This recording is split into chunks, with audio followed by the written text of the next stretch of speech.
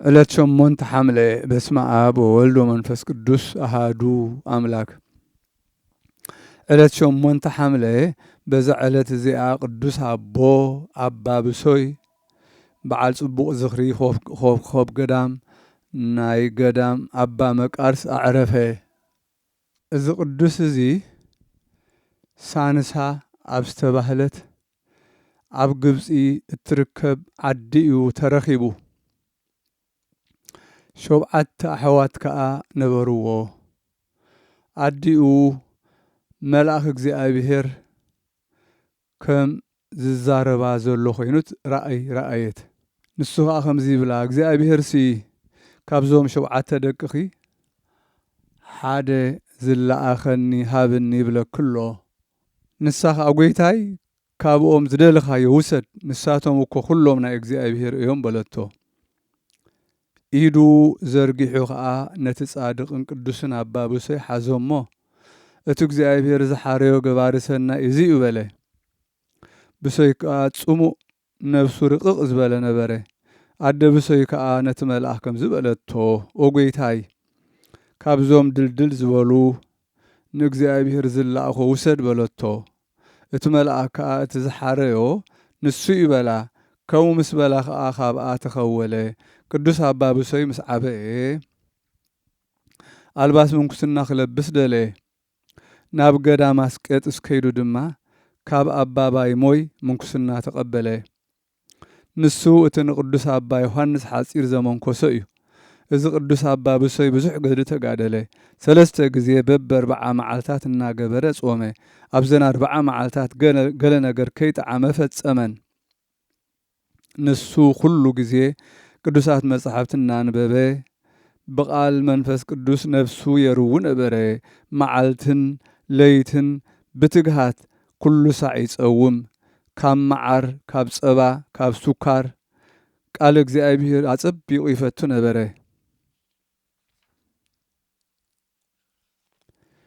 ከምታ ኣብ ገምገም ወሓዚ ማይ ዝተተኽለት ኦም ቆጽላ ዘይጽምሉ እሞ ፍሬኣ በብግዚኡ እትህብ ኮነ። በዚ ትግሃቱ ድማ ንጎይታና ኢየሱስ ክርስቶስ ንኽርእዮ በቕዐ። ምስጋና ንዑ ይኹን። ብዙሕ ግዜያት ምስኡ ንኽዛረብ ከኣለ። ሓደ መዓልቲ እግሪ ጎይታና ኣብ ሸሓኒ ገይሩ ብማይ ሓጸበ። ፍርቁ ሰትዩ ድማ ፍርቁ ነቲ ተመሃራዩ ክሰትዮ ሓደገሉ። ነቲ ተመሃራዩ ድማ ተንስእ እሞ ነቲ ኣብ ሸሓኒ ዘሎ ማይ ስተዮ በሎ። እቲ ተመሃራይ ከዓ ብልቡ ንምንታይ ካብቲ ኣብ መቕድሒ ዘሎ ጽሩይ ማይ ስተ ዘይብለኒ በለ። ከምቲ መምህሩ ዝኣዘዙ ድማ ተንስዩ ኣይሰተየን። ደጊሙ ከዓ ዝወደይ ተንስእ እሞ ኣብቲ ሸሓኒ ዘሎ ማይ ስተዮ በሎ። ከምዚ ኢሉ ምስ ኣገደዶ ተንሲኡ ናብቲ ሸሓኒ ኸደ እሞ ኣብታ ሸሓኒ ከዓ ዋላ ሓንቲ ማይ ዘይብላ ጸንሓቶ።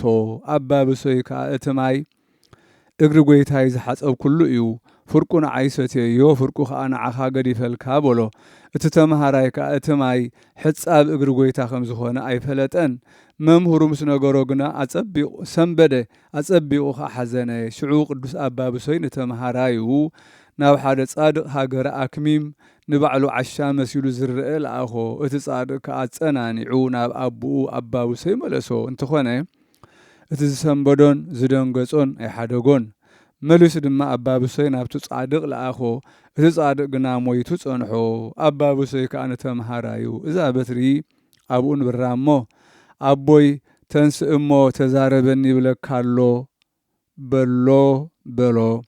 እቲ ተመሃራይ ከዓ ከይዱ ከምቲ ዝበሎ እታ በትሪ ኣብኡ ኣንበራ እሞ እቲ ምዉት ከዓ ተንስዩ ኣጸናንዖ። ገሰጾ ድማ ኣቦኻ ዝበለካ ስማዕ፣ ተኣዘዝ። ኣቦኻ ዝበለካ ሰሚዒካ እንተትኸውን እዚ በፂሑካ ዘሎ ስምባደ ኣይምበጽሓካን። ትእዛዙ ምስ ጠሓስካ ኢኻ ከምዚ ኮይንካ ዘለኻ። ኣብቲ ሸሓኒ ዘሎ ማይ ስተዮ ምስ በለካ ስለ ዘይሰቲኻ። ከምዚ ምስ በሎ ከምቲ ቅድም ዝነበሮ ኾነ። ደቀሰ፣ ሞተ።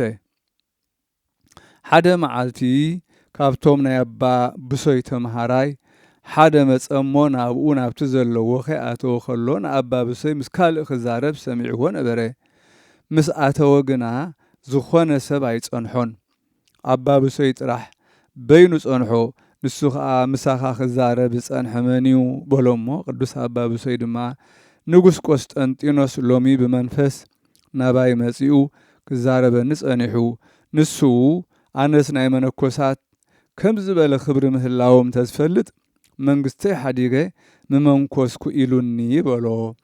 ኣነ ኸዓ ንስኻ እታ ቐንዕቲ ዝኾነት ናይ ጐይታና ኢየሱስ ክርስቶስ ሃይማኖት ምስጋና ንዑ ይኹን ዘጽናዕካ ኣምልኾ ጣዖታት ዘጥፋእካ እንዲኻ እግዚኣብሔር ከ ዓብዪ ክብሪ ዝሃበካ ዶ ኣይኮነን በልክዎ። ንሱ እውን መሊሱ በለኒ ጐይታሲ ብዙሕ ሃብታት ሂቡኒ እዩ፣ ግን ከም ክብሪ ናይ መነኮሳት ኣይኮነን። ንመነኮሳትሲ ኣኽናፍ ናይ ሓዊ ኣለዎም፣ ብኡ ነፊሮም ናብ ሰማያዊት ኢየሩሳሌም ከኣቱ ርእየዮም እየ በለኒ። ኣነ ኸዓ እዚ ዓብዪ ክብሪ እዚ ካብ እግዚኣብሔር ብሓቂ ይግብኦም እዩ በልክዎ። ምኽንያቱ በቲ ብዙሕ ድኻሞም ንዓኻትኩምሲ ኣባይቲ ኣንስቲ ውሉድ ሃብቲ ኣለኩም፣ ብኣቶም ትጸናንዑ ኢኹም። መነኮሳት ግና ድኻታት፣ ጥሙያት፣ ጽሙዓት፣ ሽጉራት እንድዮም። ስለዚ እዚ ዓብዪ ክብሪ ኸዓ ተዋሂብዎም እዩ በልክዎ። ሓደ መዓልቲ እግዚኣብሔር ንኣባ ብሶይ ከምዚ ክብል ተዛረቦ። ኣነ ነዚ ገዳም ከምዚ ሰፈር ረጋቢት ክገብሮ እየ፣ መነኮሳት ክመልኦ እየ በሎ። ኣባ ብሶይ ድማ እንተ በዚሖም ደኣ መግቦም ካበይ ክረኽቡ እዮም በሎ። እግዚኣብሔር ከ ኣነ ክሓልየሎም እየ፣ ዝደለይዎ ከምዘይስእኑ ክገብሮም እየ በሎ። ብዛዕባ ሓደ ሽማግለ ገዳማዊ ኣብ ሃገር እንድየናው ዝተባህለ ኣሎ። ብዙሓት ህዝቢ ብኡ ብምእማኖም ናብኡ ይከቡ ነበሩ። ንሱ ግና ዓብዪ ጌጋ ተጋግዩ ስሒቱ ነበረ፣ መንፈስ ቅዱስ የለን በለ። ብዙሓት ህዝቢ ከዓ ስዒቦሞ ነበሩ። ኣባ ብሶይ እዚ ነገር ዚ ምስ ሰምዐ በቲ ገዳማዊ ሓዘነ። ኣብቲ መስምዒኡ 3 ኣእዛን ገይሩ ናብ ገዳም እንድየናው በጽሐ። ምስቲ ገዳማዊ ምስ ተራኸበ ንኻልኦት ብዙሓት ከዓ ምስኡ ረኸቦም እሞ ነዚ ቅዱስ ኣቦ ሰላም በልዎ። ብዛዕባተን ንመስምዕ ዝገበረን 3 ኣእዛን ድማ ሓተትዎ። ንሱ ድማ ኣነስ ስሉስ ቅዱስ ኣለውኒ፣ ኩሉ ስርሐይ ድማ ብኡ ኣምሳሌ ዝሰርሕ በሎም። መንፈስ ቅዱስ ዝበሃል ዶ ኣሎ እዩ በልዎ። ንሱ ከዓ ካብ ብሉይን ካብ ሓዲስ መጻሕፍቲ ክትርጉመሎም ጀመረ። መንፈስ ቅዱስ ምስ ኣብን ወልድን ሓደ ኣምላኽ ሓደ መለኮት ሓደ ህላዌ ከም ዝኾነ ገለጸሎም። እቶም ኣህዛብ ድማ ናብታ ቐንዕቲ ሃይማኖት ተመልሱ። ንሱ እውን እቲ ሽማግለ ንርእሱ ዝሰሓተን ሰብ ዘስሓተን ናብታ ቐንዕቲ ሃይማኖት ተመልሰ። ንኣባ ብሶይ ሓደ ገህሪ ተምሃራይ ነበሮ።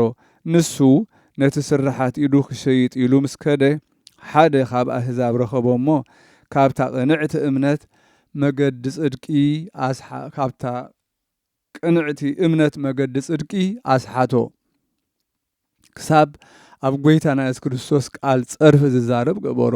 ምስጋና ንዑ ይኹን።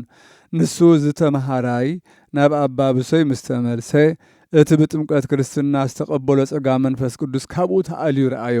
ኣታወደይ እንታይ ኮንካ ኢኻ? እንታይ ከረኺቡካ በሎ። ንሱ ከዓ እቲ ኣረማዊ ከም ዘስሓቶ ነገሮ። ቅዱስ ኣባ ብሶይ ድማ ምእንትኡ 7 መዓልታት ክጽልቐነ። እተን መዓልታት ምስ ተወድኣ ድማ እቲ ብጥምቀት ክርስትና ዝተዋህቦ ጸጋ መንፈስ ቅዱስ በምሳር ርግቢ ኮይኑ ናብኡ ክወርድ ረኣዮ። ከምኡን ናብ ኣፉ ክኣቱ ኸሎ ምስጋና ንዑ ይኹን። ንጐይታና ኢየሱስ ክርስቶስ ከዓ መስገኖ። ንሱ ንተምሃራዩ እታ ቐንዕቲ ሃይማኖቱ ክሕሉ ካብኡ ንድሓር ድማ ብዘይፍልጠት ብገርህነት ምስ ማንም ከይዛረብ ኣዘዞ። ናብ ገዳም ኣስቄጥስ በርበር ምስ መጹ ንሱ ቅዱስ ኣባ ብሶይ ናብ ገዳም እንድየናው ከደ። ኣብኡ ተቐመጠ እሞ ኣብኡ ከዓ ብሰላም ዓረፈ። እግዚኣብሔር ብቅዱስ ጸሎቱ ይምሓረና ንዘለዓለመ ዓለም ኣሜን።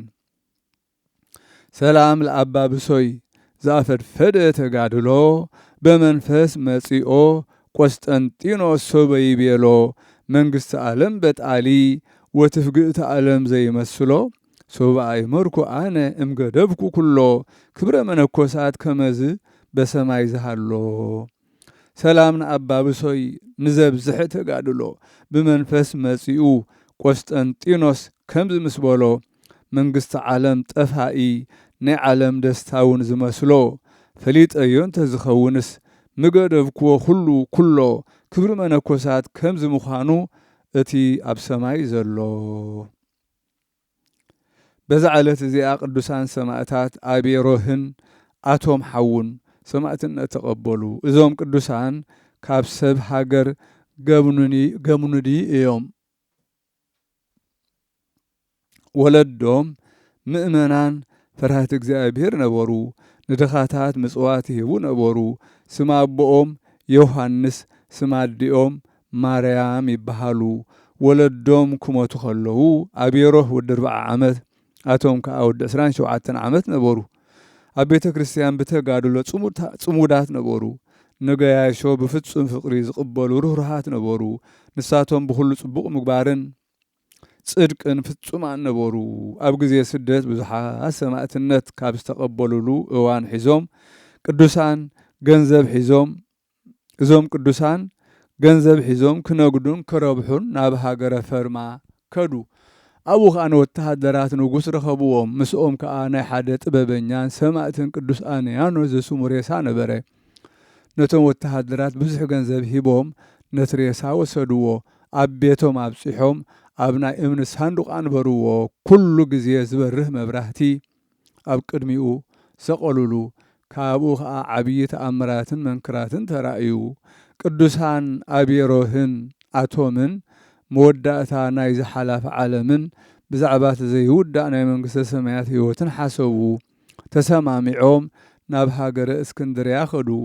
ኣብ ቅድሚ መኮንን እቲ ሃገር ቀሪቦም ከዓ ምስጋና ንዑ ኢኹም በስመ ጌታና ኢየሱስ ክርስቶስ ተኣመኑ። ንሱ ከዓ ክኹንንዎን ብመጽዓን ናይ ከብቲ ገይሮም ክቐጽዕዎም አዘዘ። ንሱ ከዓ ክኹንንዎምን ብመጽዓን ናይ ከብቲ ገይሮም ክቐጽዕዎምን አዘዘ። ደሞም ከም ማይ ናብ ምድሪ ክሳብ ዝውሕዝ ኮነ። ደጊሞም ንስጋኦም ብበላሕቲ መሳምር ሓጺን ሸንከርዎም። ኣብ ትሕቲኦም ከዓ ሓዊ ኣጐድሎም። እግዚአብሔር ከዓ መልአኹ ልኢኹ ኣድሓኖም። እዚ መኮንን ደጊሙ ኣብ ነዊሕ ኦም ቁልቁል ኣፎም ክሰቕልዎም አዘዘ። ደሞም ብኣፎምን ብኣፍንጫኦምን ክሳብ ዝውሕዝ ኮነ።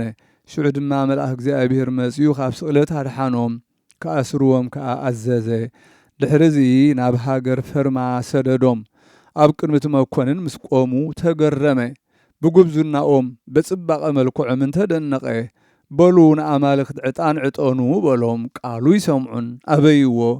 ጨው ገፈለ መፈል ጓሓፋት መጺጽ ነገር ወሳሲሁ ኣብ ኣፍንጫኦም ከዓወሎም። ንሳቶም ከዓ ነዚ ኩሉ ቅፅዓትን ስቀያትን ተዓጊሶም ተቐበልዎ። ብድሕሪዚ ኣብ ዓራት ሓጺን ሰሚሮም ኣብ ትሕቲኦም ሓዊ ኣጐድሎም። ኣጽፋራ ኣእዳዎምን ኣእጋሮምን መልሕዎ። ብረጒድ ሓጺን ገይሮም ዓብዪ ማህረምቲ ኣብ ኣፎም ሃረምዎም። በቲ ግዜቲ ነቲ መኮንን ሰበይቱ ሞተት። ሰንቢዱ ብዛዕባ እቲ ዝቐጽዖም ዓብዪ መቕጻዕቲ ይቕረ ክብልሉ ለመኖም። ንዝሞተት ሰበይቱ ከተንስእሉን ለመኖም። እዞም ቅዱሳን ከዓ ንእግዚአብሔር ለመንዎ። እግዚአብሔር ከዓ ልማኖኦም ተቐበለ። ንሰይቲ መኮንን ከዓ ካብ ሞት ተንስአ። መኮንን ከዓ ምስ ኩሉ ቤተሰቡ ብጎይታና ኢየሱስ ክርስቶስ ኣመነ። ነዞም ቅዱሳን ከዓ ናብ ዓዶም ገቡንዲ ክኸዱ ሓደጎም። ናብ ዓዶም ምስ ኣተዉ ድማ ተሪፉ ዝነበረ ኩሉ ገንዘቦም ንድኻታትን ንመሳኺንን ዓደልዎ። እቲ ኣብ ገዝኦም ዝነበረ ሬሳ ቅዱስ አንያኖስ ከዓ ንሓደ ሰረባሞን ዝስሙ ጻድቕ ሰብኣይ ሃብዎ። ኣብ ቅድሚኡ ከም ናይ ቅድም መብራህቲ ከብርሃሉ አዘዝዎ። ካብኡ ናብ ካልእ ቦታ ናብ ኣደባባይ ሰማዕትነት ከዱ። ኣብ ቅድሚ መኮንን ከዓ ብጎይታና ክርስቶስ ተኣመኑ። ምስጋና ንዑ ይኹን። ክቐጽዕዎምን ኣብ ኩሉ ዓዲ ክጐትዎምን አዘዘ። ደሞም ከም ማይ ኣብ ምድሪ ክሳብ ዝውሕዝ ኮነ። ሓንቲ በሃምን ጸማምን ሰበይቲ መጺኣ ካብ ደም እዞም ቅዱሳን ወሲዳ ኣፋ እዝና ልባ ቀብአት። ሽዑ ሰምዐት ተዛረበት ድማ። ደጊሙ ከዓ ከኣስርዎም አዘዘ። ብምቕጽዖ ምስ ደኸመ ኣራእሶም ብሰይፊ ክቖርጽዎም አዘዘ። ተሰይፎም ናይ መንግሥተ ሰማያት ኣክሊል ሰማዕትነት ተቐበሉ። ምስኦም ሰረባሞን ነበረ። ካብ ሰብ ሃገር ገቡን ድማ ካልኦት ሰባት ነበሩ። ነዞም ቅዱሳን ስጋኦም ወሲዶም ብኽቡር ኣልባሳት ገነዝዎም፣ ብጥዑም ዝሽታኡ ጨናታት ከዓ ኣምኣዝዎም፣ ተሸኪሞም ናብ ሃገረ ገቡንዲ ወሰድዎም። ኣብቲ ገምገም ዓዲ ምስ በጽሑ እቶም ሰረገላ ዝስሕቡ ዝነበሩ እንስሳታት ደው በሉ፣ ንኽኸዱ ከዓ ወቕዕዎም። ካብ ሰማይ ድማ ስጋና ኣብኡ ክኸውን እግዚኣብሔር ሰመሮ ቦታ ኣብዚ እዩ ዝብል ቃል ሰምዑ። ቤተ ክርስቲያን ክሳብ ዝሃንጹ ድማ ኣብኡ ንበርዎም። ስጋ ቅዱስ አንያኖስ ከዓ ምስኦም ኣንበርዎ። ንሳቶም ክሳብ ሎሚ ኣብ ሃገረ ገቡንዲ ኣለዉ። ዓበይቲ ተኣምራትን መንክራትን ድማ የርእዩ እዮም። ጐይታና ምስጋና ንዑ ይኹን ኪዳን ኣተወሎም። ኩሉ ስሞም ዝጽውዕ ድኻሞም ዝዝክር መዘከርታኦም ዝገብር ሓጢኣቱ ክድምስሰሉ እየ በለ። በረኸቶም ምሳና ይኹን ዘለዓለም ዓለም ኣሜን። ሰላም ለአብየሮ ወለእሁሁ አቶም በእንተ ክርስቶስ ቅሱፍ በጥብጣቤ ዘላህም በተአምሪሁ እጹብ ወመንክሩ መድምም ዘሰሃቦሙ ለእሉ ወአብጽሖሙ ለደም ለአናንያኖስ ሰማይት ሰላም ሰላም ሰላም ንአብየሮ ንሓውውን አቶም ምእንቲ ክርስቶስ ቅጹዕ ብመጽዓና ይላሕም ብተአምራቱ እጹብ መንክራቱውን ዘስደምም ንዕኦም ዝሰሓቦም ዘብጽሖምውን ናብ ደም ንአንያኖስ ሰማይት ድማ ሰላም ሰላም። በዛ ዕለት እዚኣ ኣባ በላኒ ሰማዕትነት ተቐበለ። ንሱ ካብ ዓዲ ባሪ ከባቢ ሰካ ካብ ደቡብ ግብፂ እዩ። እዚ ቅዱስ እዚ ካህን ነበረ። ናይ ምእመናን ሽግርን ናይ ሰማዕታት ቅትለትን ምስ ሰምዐ ኩሉ ዘለዎ ንድኻታትን ንመሳኺንን ሂቡ ናብ ሃገረ እንዴናው ከደ። ምስጋና ንዕኡ ይኹን። ኣብ ቅድሚ መኮንን ብስም ጐይታና ኢየሱስ ክርስቶስ ተኣመነ። መኮንን ከዓ ነዊሕ እዋን ዝተፈላለየ ዓብዪ መቕጻዕቲ ቀጽዖ። ካብኡ ነፍሱ ናብ ኢድ ጐይታና ኣማዕቆበ። ኣኽሊል ሰማዕትነት ተቐበለ። በረኸቱ ምሳና ትኹን ዘለዓለም ዓለም ኣሜን።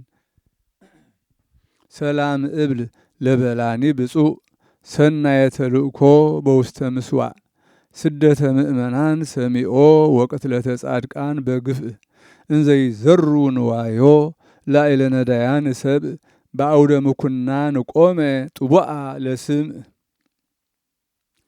ሰላም እብል ንበላኒ ብፁዕ ተልእኮኡ ጽቡቕ ኣብ ልዕሊ ምስዋዕ ስደት ምእመናን ሰሚዑ ቅትለት ጻድቃን እውን ብግፍዕ ገንዘቡን ኣበተነ ኣብ ልዕሊ ድኻታት ሰብእ ኣብ ዓውዲ ስቓይ ቆመ ተጊሁ ንኽስዋዕ። በዛ ዕለት እዚኣ ኣባ ኪሮስ ዝቐበሮ ድኻ ኣባ ሚሳኤል ኣዕረፈ።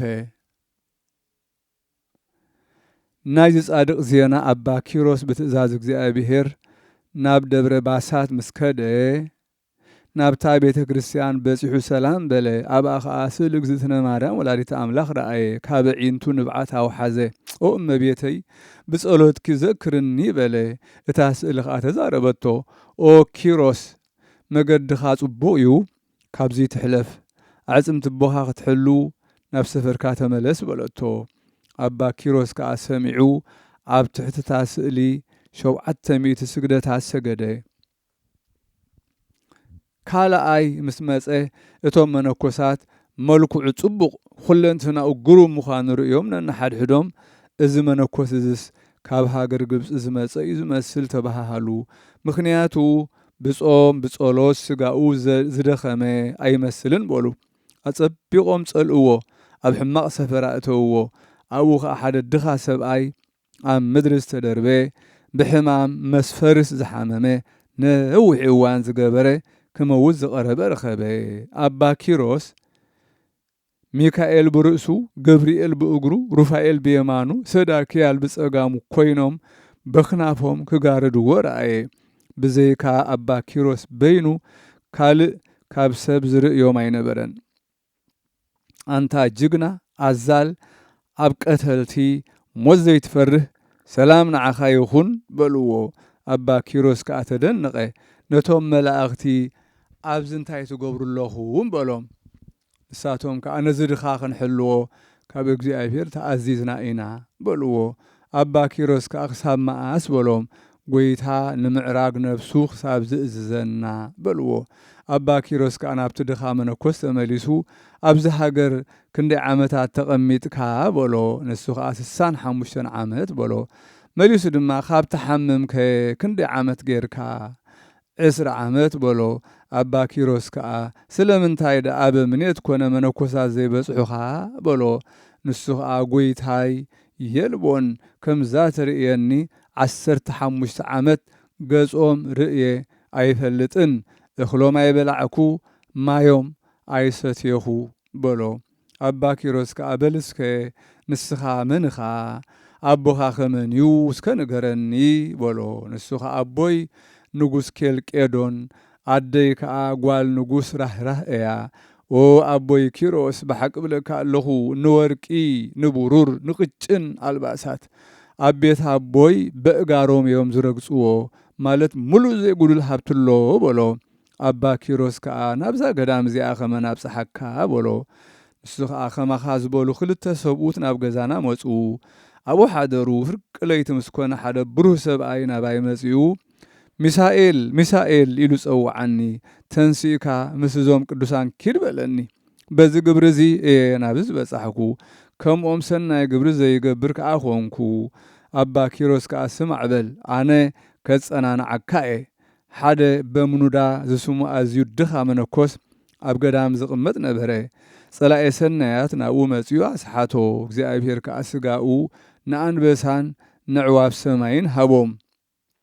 ንሱ ወዲ ንጉስ ኬፋዝ ካብ ክቡራን ቤተሰብ እዩ።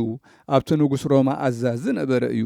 ካልእ እውን ክነግረካ፣ ሓደ ድኻ ወዲ ንጉስ ሮማ ነበረ። ካብ ቤት ሃቡ ኣጸሚዩ ብዘይካ በትሪ በይና ገለ ነገር ከይሓዘ ወፀ። ነቲ ሰብኣይቲ ኣነ ጸቢቐ እፈልጦ እየ። ንሱ ካብ ገዳም ናብ ገዳም ካብ ደብሪ ናብ ደብሪ ኮለል ይብል ነበረ። ሞቱ ኣይሰማዕኩን፣ ብህይወት ምህላውን ኣይፈለጥኩን በሎ። ሓደ ድኻ ወዲ ንጉስ እውን ነበረ። ንሱ ማቕ ለቢሱ ለይትን መዓልትን ይተግህ ነበረ። ብዘይካ ብሰንበት ኣይበልዕ ኣይሰቲ ነበረ። ብኸምዚ ዝበለ ተግባር ይነብር ነበረ። ብኽብሪ ዓረፈ። መላእኽቲ ብርሃን ከዓ ነፍሱ ተቐቢሎም ኣብ መንግሥተ ሰማያት ሾምዎ። ሕጂ ከዓ ኦ ሓወየ ስማዕ ክነግረካ፣ ትእዛዝ እግዚኣብሔር ፈጣሪኻ ኣይትንዓቕ፣ እግዚኣብሔር ንዝፈተዎ እዩ ዝቐጽዖ በሎ። እቲ መነኮስ ከዓ ነባ ኪሮስ እዚ በፂሑኒ ዘሎ ይግባኣኒ እዩ፣ ናይ ሓጢኣተይ ፍዳ ተፈዴኹ በሎ። እዚ ምስ በለ ስቕ በለ። በታ ለይቲ እቲኣ ኣባ ኪሮስ ንእግዚኣብሔር ነዚ ሕሙም ሰብኣይ ከሰናብቶ ለመነ፣ ጸለየ። ጎይታና ኢየሱስ ክርስቶስ ምስጋና ንዑ ይኹን። ሃንደበት መጸ።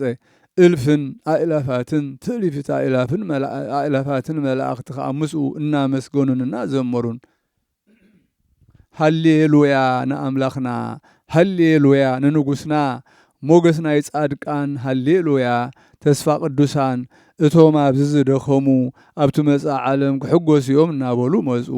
ኣባ ኪሮስ እዚ ምስ ረኣየ ኣብ ምድሪ ሰገደ። ኦ ጎይታይን ኣምላኸይን ናብዚ እንታይ ኣብፅሓካ በለ። ጎይታ ከዓ ጸዊዕካኒ ናባኻ ከዓ መጽየ በሎ። ኣባ ኪሮስ ከዓ ነዚ ድኻ ፍቓድካ እንተኾይኑ ካብ ዝኸቢድ ጻዕሪ ክዕርፍ ኣሰናብቶንዶ በሎ።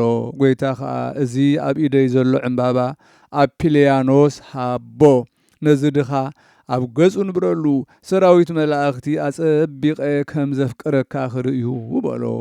ኣባ ኪሮስ ከዓ ከምቲ መድሓኒና ዝኣዘዞ ገበረ። ሽዑ ነፍሲ ኣባ ሚሳኤል ብዘይ ጻዕርን ሕማምን ቀልጢብሃ ወፀት። መድሓኒና ከዓ ተቐበላ። ሰዓማ ኣብ ሰረገላ ብርሃን ኣንበራ። ምስኡ ናብ ወገን ኣውክያኖስ ናይ ብርሃን ኣጋራ ናይ ብርሃን ኣዕረጋ ኣብ ሃገረ ሰማያት ሾማ። ኣባ ኪሮስ እናተደነቐ በኸየ።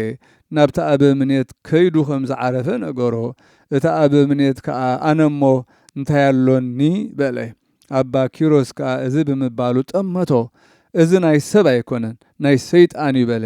በጃኻ ንዝድኻ ስጋኡ ከም ዝቕበር ግበር በሎ ድሕሪ ብዙሕ ምዝርራብ 7 ቅዱሳን ኣሕዋት ኣዘዘሉ ንሳቶም ከዓ ማዕጠንቲ ኣምፁ ኣባ ኪሮስ ከዓ እዛ ርክስቲ ማዕጠንትኹም ኣይተምፅእዋ ኢሉ ኣምሓሎም ኣብ ቦታ ኣግደፍዋ ዝዓጥንዎ ቅዱሳን ኣለዉ ንስኻትኩም ስቕበርዎ ጥራሕ በሎም ንሳቶም ከዓ ነናሓድሕዶም እዚ መነኮሳ ካበይ እዩ በሉ ኣብ ልዕሊኡ እናጉረምረሙ ናብቲ በዓቲ ኣተዉ 4 ሊቃነ መላእኽቲ መፂኦም ብኸርበ ብሚዓ ብሎዛ ብሰንድሮስ ስጋኡ ዓጠኑ ማእዛኡ ነቲ ቤት መልኦ ንሳቶም ከዓ ስራይ ድዩ እንታይ እዩ እዚ ከም ዝበለ ጥዑም ጨናኸ ካበይ መፂኡ ተባሃሉ ነቶም መላእኽቲ ኣይረኣይዎምን ካብኡ ንስጋኡ ወሲዶም ኣብቲ ደብሪ ኣብ መቃብር ኣጋይሽ ቀበርዎ ካብቲ መቃብሩ ከዓ ጻዕዳ ማይ ፈልፈለ ንኹሎም ድውያትን ሕሙማትን ከዓ ፈውሲ ኮነ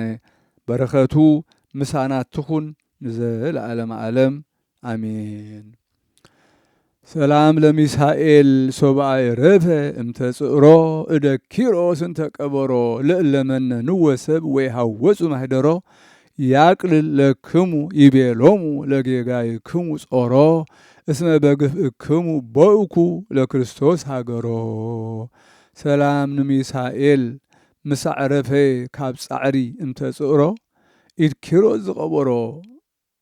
ኪሮስ ዝቐበሮ ንዝነዓቕዎ ሰባት ዘይበጽሕዎ ማሕደሮ ኣምላኽ የቕልለልኩም በሎም ንበደልኩም ጾሮ ብግፍዕኹም እየ ዝኣተኹ ንክርስቶስ ሃገሮ በዛ ዕለት እዚኣ ማሕበር ኤስድሮስ ሰማዕትነት ተቐበሉ ንሳቶም ከዓ ጴጥሮስን ሰበይቱን ደቁን 49 ኣገልገልቱን እዮም በረኸቶም ምሳና ይኹን ዘለዓለም ዓለም አሜን በዛ ዕለት እዚኣ ቅዱስ ኣባ ቢማ ካብ ሃገረ ብህንሳ ላዕላይ ግብፂ ዝኾነት ሰማዕትነት ተቐበለ እዚ ቅዱስ እዚ ሃብታም ሰብ ገባሪ ሰናይ ፈታዊ ድኻታት ነበረ ኣብቲ ዓዲ ከዓ ሹመኛ ነበረ ንጎይታና ኢየሱስ ክርስቶስ ምስጋና ንዑ ይኹን ብራእይ ረአዮ ንሱ ካብ ብርሃን ፀሓይ ኣዝዩ ይበርህ ነበረ ሰላም በሎ ተንስእ ናብ መኮንን ኪድ ብቅዱስ ስመይ ተኣመን እንሆ ኣኽሊል ሓጎስ ኣዳልየልካ ኣለኹ በሎ ካብ ድቃሱ ምስ ተንስአ ገንዘቡ ኩሉ ንድኻታትን ንመሳኺንን ዓደሎ ካብኡ ጸልዩ ካብ ቤቱ ወፀ ናብ ሃገረ ብህንሳ ከደ ኣብ ቅድሚ መኮንን ሉክያኖስ ቀሪቡ ከዓ ምስጋና ንዑ ይኹን ብጎይታና ኢየሱስ ክርስቶስ ተኣመነ መኮንን ንሱ ቢማ ኣብ ሃገረ ተንከለወስ ሹመኛ ከም ዝኾነ ምስ ፈለጠ ናይ ኣብያተ ክርስቲያናት ንዋያ ቅድሳት ኣምፃእዮም ንኣማልክት ከዓ ሰውእ በሎ እዚ ቅዱስ መለሰ ንዋያ ቅድሳት ካብ ቤተ ክርስቲያን ኣይወፅእን እዩ ምምላኽ ርኩሳት ጣዖታት ከዓ ትእዛዝካ ኣይሰምዕ ኣይስውኣሎምን እውን እየ ኣነ ንወዲ እግዚኣብሔር ጎይታ ኢየሱስ ክርስቶስ ፈጣሪ ሰማያትን ምድርን ኣብኣቶም ዘለውን ኩሉ ዝፈጠረ እየ ዘምልኾ በሎ መኮንን ተቆጠዐ ነዚ ቅዱስ መልሓሱ ክቆርፅዎ ኣዘዘ ጎይታና ከዓ መልሓሱ መለሰሉ ከም ናይ ቅድሙ ድማ ጉድለት ዘይብሉ ጥዑይ ገበሮ ካብኡ ብመኼዳ ኣኼድዎ ኣብ ዓራት ሓፂን ኣላጊቦም ከዓ ኣብ ትሕቲኡ ሓዊ ኣጎድሉ እግዚኣብሔር ከዓ ካብ ኩሉ ስቅያቱ ኣድሒኑ ብዘይ ገለ ጉድለት ጥዑይ ገይሩ ኣድሓኖ ብድሕሪዚ ናብ ሃገረ እስክንድርያ ሰደዶ ጎይታና ኢየሱስ ክርስቶስ ከዓ ምስጋና ንዑ ይኹን ተገልጸሉ ኣበርትዖ ድማ ካብኡ ናብ ቤት ማእሰርቲ ኣእተውዎ ዓበይቲ ተኣምራትን መንክራትን ገበረ ንናይ ሃገረ ኣቕፋሃስ ገዛኢ ሉልያኖስ ጋኔን ዝሓደረ ሓብቱ ነበረት እዚ ቅዱስ ከዓ እቲ ጋኔን ካብኣ ኣውፅኦ ዜንኡ ኣብ ኩላተ ሃገር ተሰምዐ ብዙሓት ከዓ ብኢድ እዚ ቅዱስ ብጎይታና ኢየሱስ ክርስቶስ ኣመኑ ምስጋና ንዑ ይኹን ሰማዕትነት ከዓ ተቐበሉ መኮንን ተቆጠዐ ብመንኰርኰር ገይሩ ዓብዪ መቕጻዕቲ ቀጽዖ ኣጽፋራ እዳውን ኣእጋሩን ዝሓቕዎ ብሓዊ ገይሮም ዘርሰንዎ ብሰንሰለት ሓፂን ኣሲሮም ኣብ ቤት ትያትር ገደፍዎ። ካብኡ ኣብ ክሳዱ ዓብዪ እምኒ ሰቒሎም ናብ ባሕሪ ደርበይዎ። እግዚኣብሔር ከዓ ካብ ኩሉ ኣድሒኑ ብዘይ ገለ ጉድለት ጥዑይ ገይሩ ኣተንስኦ። ደጊሞም ከዓ ኣብ ሓዊ ወደይዎ። ካብ ሓዊ ድማ ደሓነ ኣብ ውሽጣ ደው ኢሉ ጸለየ። እቲ መኰንን ብምቕጽዑ ምስ ደኸመ ናብ ላዕላይ ግብፂ ሰደዶ።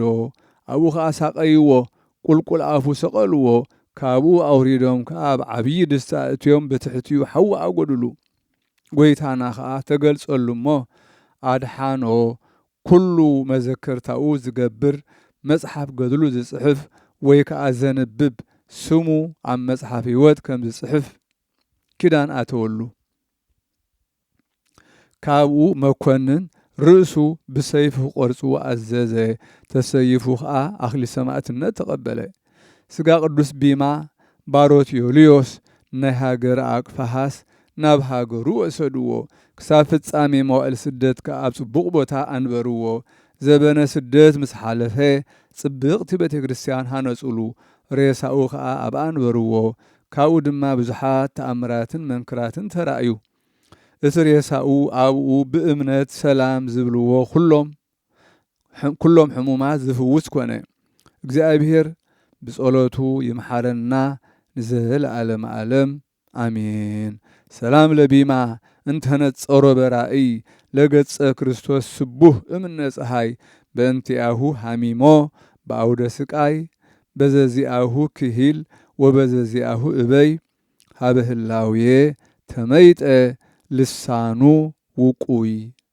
ሰላም ንቢማ ዝረአዮ ብራእይ ንገጽ ክርስቶስ ምስጉን ዝበርህ ካብ ፀሓይ ምእንትኡ ሓሚሙ ኣብ ዓውዲ ስቃይ ብዝተፈላለየ ክእለት ብዝተፈላለየ እበይ ናብ ህላዌኡ ተመልሰ መልሓሱ ቁሩጽ መልሓሱ ውቁይ።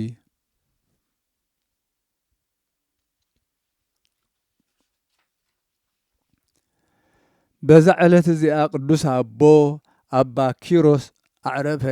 ንሱ ኣብ ምዕራባዊ ገዳም ዝነብር ንንጉስ ቴዎዶስዮስ ሓዊ እዩ። እዚ ቅዱስ እዚ ኣብዚ ዓለም ዓመፅ ምስ ረኣየ ኩሉ ገንዘቡ ሓዲጉ ካብ ሃገሩ ወፀ። ምስጋና ንዕኡ ይኹን። ጎይታና ኢየሱስ ክርስቶስ መሪሑ ኣብታ ንገዳም ኣስቄጥስ ብምዕራባ ዘላ ገዳም ኣብፅሖ። ኣብኣ ከዓ በይኑ ብዙሕ ዓመታት ተቐመጠ። ካብ ሰብ ኮነ ካብ ኣራዊት ዋላ ሓደ እኳ ይረኣየን። ኣብ ገዳም ኣስቄጥስ ኣባ ባውማ ዝስሙ ካህን ነበረ። ንሱ ንቅድስት ኢላርያ ጓል ንጉስ ዘይኑን ስጋኣ ዝገነዘ እዩ። ንሱ ኣብ ቤተ ክርስቲያነይ በይነይ ከለኹ ከምዚ ዝብለኒ ቃል ካብ ሰማይ ሰማዕኩ በለ። ኦ ኣባ ባውማ ተንስእ እሞ ኪድ ናብቲ ማእከል በረኻ ከዓ እቶ። ኣብኡ ከዓ ካብ ኩሎም ቅዱሳን ኣጸቢቑ ፍቓደይ ድልየተይ ዝገበረ ገዳማዊ ሓደ ቀሺ ካህን ስጋኡ ክትገንዝ ኢኻ በለኒ በለ። ሽዑ እናተሓጐስኩ ተንሳእኩ እሞ ኣብቲ በረኻ 3 መዓልቲ ተንቀሳቐስኩ። ኣብ ሓደ በዓልቲ በፂሐ ድማ ነቲ ኣፍ ደጊኣ ኳሕኳሕኩ እሞ ሓደ ሽማግለ ገዳማዊ ከፈተለይ። ሰላም ተባሃሃልና። ኣብዚ ገዳም ካልእ ገዳማዊ ዶ ኣሎ እዩ ኢላ ሓተትክዎ። ንሱ ከዓ እወ በለኒ። ኣብዚ ገዳም ክንደይ ዝኸውን ግዜ ተቐሚጥካ ኣለኻ? መን እዩ ኸስምካ በልክዎ። ስመይ ስምዖን እዩ። ኣብዚ ገዳም ከዓ ክሳብ ሎሚ 7 ዓመት ተቐሚጠ ኣለኹ በለኒ። ካብኡ ወፂአ ከዓ 3 መዓልቲ ኸድኩ። ካልእ ገዳማዊ ኣሞን ዝስሙ ከዓ ረኸብኩ። ሰላም በልክዎ። ካልእ ገዳማዊ ዶ ኣብዚ በረኻ ኣሎ እዩ በልክዎ። እወ በለኒ። ሰላም ደሓን ወዓል ኢለዮ ድማ 4 መዓልቲ ከድኩ። ኣብ ናይዚ ቅዱስ ኣቦ ኣባ ኪሮስ በዓቲ በጻሕኩ። ኦ ቅዱስ ኣቦ ባርኸኒ እናበልኩ ኣፍ ደጊኡ ኳሕኳሕኩ። ንሱ ከዓ ኣብ ውሽጢ ኮይኑ ኣንታ ናይ እግዚኣብሔር ቅዱስ ኦ ኣባ ባውማ ሎሚ ናባይ እንቋዕ ደሓን መጻእካ ብሰላም እቶ በለኒ። ኣነ ኣትየ ሰላም በልክዎ። ብኡ ከዓ ተባረኽኩ። ኣብኡ ዘሎ ጸጋ እግዚኣብሔር ረኣኹ። ጸጉሪ ርእሱ ጭሕሙ ጻዕዳ ከም በረድ ሕቑፍ ኣቢሉ ሰዓመኒ ኣብዛ በዓቲ እዚኣ 57 ዓመት ተቐሚጥ ኣለኹ ነዛ ሰዓት እዚኣ ኸ ክጽበያ ጸንሐ የበለኒ ሽዑ ሓሚሙ ደቀሰ ሙሉእ ለይቲ ድማ ይስንብድ ነበረ ኣጋ ጽባሕ ምስ ኮነ ኣብቲ በዓቱ ዓብዪ ብርሃን በርሀ መስቀል ብርሃን ኣብ ኢሉ ዝሓዘ ብርሃናዊ ሰብኣይ ኣተወ ምስ ኣባ ኪሮስ ተቐሚጡ ኸዓ ሰላም በሎ ባረኾ ኣጸናንዖ ሰላም ኢልዎ ድማ ኸኡ ተሰወረ ኣነ ኸዓ ፈራህኩ መን እዩ እዚ ክንዲ ዝኸውን ዓብዪ ክብሪ ዘለዎ እሞ ከምዚ ገይሩ ዘብርህ ኢለ ንቅዱስ ኣባ ኪሮስ ሓተትክዎ ንሱ ኸዓ ጐይታይ ኢየሱስ ክርስቶስ ወዲ ሕያው እግዚኣብሔር እዩ ኩሉ ግዜ ናባይ መጺኡ የጸናንዓኒ እዩ ልማድ ኣለዎ በለኒ በታ ቀዳመይቲ ሰንበት ሰማይ ዝበጽሕ ዓብዪ ብርቱዕ ድምፂ ሰማዕኩ ጎቦታትን ሽንጭሮን ካብ ብርታዕቲ ድምፂ አንቀጥቀጡ ኣነ ኸዓ እንታ ቦይ እዚ ሰምዖ ዘለኹ ብርቱዕ ድምፂ ዳ እንታይ እዩ ኢለ ሓተትክዎ ወደየ እዚ ናይቶም ኣብ ሲኦል ዘለዉ ሓጥኣን ድምፂ እዩ እግዚኣብሔር ምእንቲ ቅድስቲ ትንሳኤው ካብ ቀዳም ክሳብ እሁድ ዕርበተ ፀሓይ ካብ ኩነኔ ይዕርፎም እዩ እሞ ምእንቲ እዚ በዛ ዕለት ሰንበተ ክርስቲያን ዕረብቲ ስለ ዝሃቦም የመስግንዎ ኣለዉ በለኒ ኣነ ኸዓ ጸቢቐ ተደነቕኩ ንኣምላኸይ ከዓ ኣመስገንክዎ በታ ዕለት እቲኣ 8 ሓምለ ቅዱስ ኣባ ኪሮስ ብርቱዕ ድምፂ ኣስምዐ ሎሚ ኣብ ላዕላይ ግብፂ ዓብዪ ዓንዲ ወዲቑ በለ ንሱ ኸዓ ኣባ ሲኖዳ ርእሲ ገዳማውያን እዩ በታ ዕለት እቲኣ ዕለተ እሁድ ሰንበት ካብ ብርታዕ ሕማሙ ሰንበደ ሽዑ ኣብቲ በዓቱ ዓብዪ ብርሃን በርሀ ምስጋና ንዑ ይኹን ጐይታና ኢየሱስ ክርስቶስ ናብኡ ናብ ኣባ ኪሮስ ኣትዩ ተቐመጠ ኣባ ኪሮስ ከዓ ንመድሓኒና ኦ ጐይታይን ኣምላኸይን ነዚ ሰብኣይ ዝባርኮ ንሱ ካብ ርሑቕ ሃገር እዩ መጺኡ በሎ መድሓኒና ከዓ ኦ ኣባ ባውማ ሕሩየይ ጽናዕ ኣይትፍራህ ሰላመይን በረኸተይን ምስኻ ይኹን በለኒ ሕጂ ከዓ ናይዚ ቅዱስ ኣባ ኪሮስ ገድሊ ዝረኣኻዮን ሰማዕካዮን ብሕጂ እውን እትሰምዖን ጽሓፍ በለኒ ድሕሪዚ መድሓኒና ንኣባ ኪሮስ ከም ዝበሎ ኦ ሕሩየይ ኣይትሕዘን ንስኻ ክትመውት ኢኻ ሞትካ ግና ሞት ኣይኮነን እንታይ ደኣ ናይ ዘለኣለም ህይወት እዩ ኩሉ መጽሓፍ ገድልኻ ዝጽሕፍ ወይ ዘንበቦ ከምኡውን ዝሰምዖ ብፍቕሪ መዘከርተኻ ዝገብር ኣነ ኣብ ደብረ ጽዮን ኣብ ናይ ዘለኣለም ሓጎስ ናይ 1000 ዓመት መርዓ ምሳይ ከንብረኤ ምስ ቅዱሳነይ ክቖጽረኤ ኩሉ ሰብ ንቁርባን መባእ ዝህብ ዝምጽውት ኣብ ቤተ ክርስቲያን ብስምካ መብራህቲ ምጽኡ ዘብርህ ኣነ ኣብ መንግሥተይ ዕጽፍ ዋጋ ክፈልየ መጽሓፍ ጌጋኡ ቀዲደ ስሙ ኣብ መጽሓፍ ሕይወት ክጽሕፈየ በሎ ብዕለት መዘከርታኻ 8 ሓምለ ንድኻታትን ንመሳኺንን ምሕረት ርህራሄ ዝገብር ኣነ ብዓይኒ ዘይተራእየ ብእዝኒ ዘይተሰምዐ ኣብ ልቢ ደቂ ሰብ ዘይተሓስበ ከም ዝርኢ ክገብሮ እየ ኩሎም እቶም ብልማኖኻ ብጸሎትካ ዝእመኑ ምእንተኻ ኢሎም ጽቡቕ ዝገብሩ ኣነ ኣብ ውሽጢ ቤተ ክርስቲያን ናይቲ በኹሪ ምስጢራተ ቅድሳት ከቕርቦም እየ ቤቶም ክባርኽ እየ ውሉዶም ብጽቡቕ ከዕብየሎም እየ እቲ ጽቡቕ ዝኾነ ኩሉ ከም ዘይስኡ ንክገብሮም እየ በሎ ሕጂ ከዓ ኦ ፍቁረይ ኣባ ኪሮስ ኣነ ካብ ዝሓላፈ ዓለም ከዕርፈካ እየ ናብታ ብርሃናዊት ቦታ ናብ ናይ ዘለኣለም ሓጎስ ከግዕዘካ እየ በሎ መድሓኒና ከምዚ ክብል ከሎ ንጉስ ዳዊት ምስ መሰንቆኡ መፀ እዛ ዕለት እዚኣ እግዚኣብሔር በኣ ክንሕጎስ ዝገበራ እያ እሞ በኣ ደስ ይበለና እናበለ መሰንቆኡ ቃነየ መድሓኒና ንኣባ ኪሮስ እንሆ ዳዊት መጺኡ ኣሎ ክዝምረልካ ንገሮ በሎ ዳዊት ከዓ ብኸመይ ዝበለ ዜማ ብኸመይ ዝበለ ድምፂ ክቃንየልካ ትደሊ ቤናይ ቃና ቤናይ ክፍሊ ካብዚ 10 ኣውታርሲ ብቐዳማይ ወይ ብተኻልኣይ ክፍሊ ሕረ በሎ ቅዱስ ኣባ ኪሮስ ከኣነስ ብ10 ኣውታር በብዜማኡ በብክፍሉ ክሰምዕ ደሊ በሎ ዳዊት መሰንቆኡ ኣዳለወ ንጻድቕ ሞቱ ኣብ ቅድሚ እግዚኣብሔር ክቡር እዩ እናበለ ቃነየ ደጊሙ ድማ ዓብየኹ ሸምገልኩ ከዓ ጻድቕ ግና ክሕደግ ወይ ክጠፋ ይርአኹን በለ ዳዊት መሰንቆኡ እናቃነየ ዓዊሉ ዘመረ እንሆ ከዓ ነብሲ ኣባ ኪሮስ ወፀት ኣብ ሕቑፍ መድሓኒና ተቐመጠት መድሓኒና ከዓ ሓቂፉ ሰዓማ ንቅዱስ ሚካኤል ከዓ ሃቦ ኣነ ኣባ ባውማ ንስጋ ቅዱስ ኣባ ኪሮስ ቀበርክዎ ካብቲ በዓቲ ምስ ወፃእኩ ነታ ደብሪ ብምልእታ ብሓይላት ሰማይ መላእኽቲ ተመሊኣ ረኣኽዋ። መድሓኒና ከዓ ኣብቲ ስጋ ቅዱስ ኣባ ኪሮስ ዝነበሮ በዓቲ መስቀል ኣንበረ። ሰላም ኢሉኒ ድማ ብዓብዪ ክብሪ ንሰማያት ዓረገ። መላእኽትን ሊቃነ መላእኽትን ቅድሚኡ የመስግኑ። ዳዊት ከዓ ብመሰንቆኡ ኣብ ቅድሚ ነፍሲ ኣባ ኪሮስ መድሓኒና ድማ ኣብ ማእከሎም ብነፍሲ ኣባ ኪሮስ እናተሓጐሰ ናብ ናይ ዘለኣለም መንግሥተ ሰማያት ኣዕረግዋ። ኣነ ኣባ ባውማ ኣብቲ ቦታ በይነይ ተረፍኩ። ኣብ በዓቲ ኣባ ኣሞን ድማ ተቐመጥኩ። ድሕሪኡ ከዓ 3 መዓልቲ ኾሊለ ኣብ ናይ ኣባ ስምዖን በዓቲ በጻሕኩ። መሊሰ እውን 3 መዓልቲ ኾሊለ ኣብ ደብሪ ገዳም ኣስቄጥስ በጻሕኩ። ንኹሎም ቅዱሳን መነኮሳት ሰላም በልክዎም። ከምቲ ዝረኣኽዎን ሰማዕክዎን ከዓ ናይ ቅዱስ ኣባ ኪሮስ ገድሊ ነገርክዎም። እቶም መነኮሳት ከዓ ምስ ሰምዑ ኣጸቢቖም ተደነቑ። ንእግዚአብሔር ከዓ ነቶም ዝፈርህዎ ከም ዝበለ ዓብዪ ጸጋ ንዝህብ ኣመስገንዎ። ኣነ ከዓ ናይዚ ቅዱስ ኣባ ኪሮስ ገድሊ ጽሒፈ ናብ ኩለን ኣብያተ ክርስቲያናትን ኣድባራትን ለኣኽክዎ። ነቲ ዘንብቦ ኩሉ ተስፋን መጸናንዕን ኮይኑወሎ። እግዚአብሔር ብጸሎቱ ንኹልና ህዝበ ክርስቲያን ይምሓረና ንዘለዓለም ዓለም አሜን። ሰላም ለኪሮስ ዘሰአመ ነደ በከናፍር ወበዘባኑ ተጽእነ እግዚአብሔር ከመ ትጽእ ነፍሱ ዘእንበለ ጻዕር። ዳዊት ሃለየ እንዘ ይብል በመሰንቆ ሐዋዝ መዝሙር ለጻድቅ ብእሲ ሞቱ ክቡር።